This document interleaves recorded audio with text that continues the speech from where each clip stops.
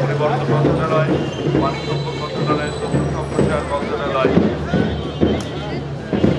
এবং সেই সাথে গণভোটে সামাজিক সাংস্কৃতিক সংগঠনের যদি আমরা গণভোটে যাই, গণভোটে হ্যাঁ রাখে অবস্থান নেই, এই শাসন কাঠামোতে যদি পরিবর্তন আসে তাহলে জনগণের যে ক্ষমতা এইটা চর্চা করার ক্ষেত্রে প্রসারিত হবে, জনগণ ক্ষমতায়িত হবে, আর প্রশাসন জনগণের কাছে জবাবদিহিতা করার যে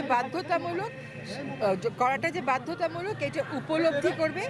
সুতরাং ক্ষমতাটা জনগণের দিকে চলে আসবে আর প্রশাসন সেবা করবে এবং জবাবদিহিতা করবে।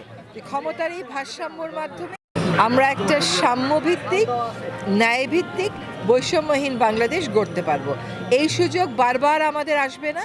সুতরাং যদি আমরা পরিবর্তন চাই, যদি আমরা সংস্কার চাই, যদি আমরা জনমুখী প্রশাসন চাই, যদি আমরা স্বাধীন বিচার ব্যবস্থা চাই, যদি আমরা প্রভাবমুক্ত নির্বাচন চাই ভবিষ্যতের সকল সময়, তাহলে আমাদেরকে অবশ্যই হ্যাঁয়ের পক্ষে ভোট দিতে হবে।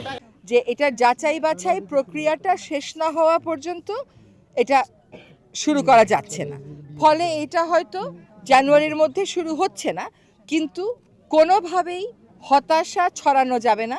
কারণ উনি এই প্রকল্পটা করার ব্যাপারে চীন সরকার, বাংলাদেশ সরকার উভয়ই প্রতিশ্রুতিবদ্ধ বলেই আমরা দুজন আবার আপনাদের কাছে এসেছি। হ্যাঁ, এবং এই কথাগুলো আবার বলতে এসেছি যে এই প্রকল্পটা হবে এবং এইটার সপক্ষে রাজনৈতিক দলগুলোকেও আপনারা দেখেছেন, নির্বাচনে যারা যাচ্ছেন তারা বলেছেন যে তাদের রাজনৈতিক যে ম্যানিফেস্টো এটা তাদের পার্ট।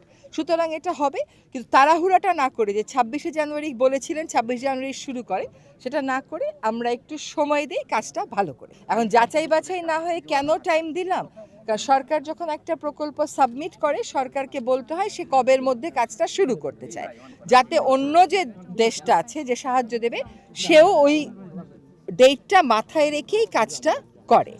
কিন্তু এখন দেখা যাচ্ছে যে প্রকল্পটা অনেক বেশি জটিল হওয়ার কারণে তিনটা জিনিস এখানে দেখতে হবে: বন্যা নিয়ন্ত্রণ, নদী ভাঙন রোধ, একই সাথে সেচ দেওয়া।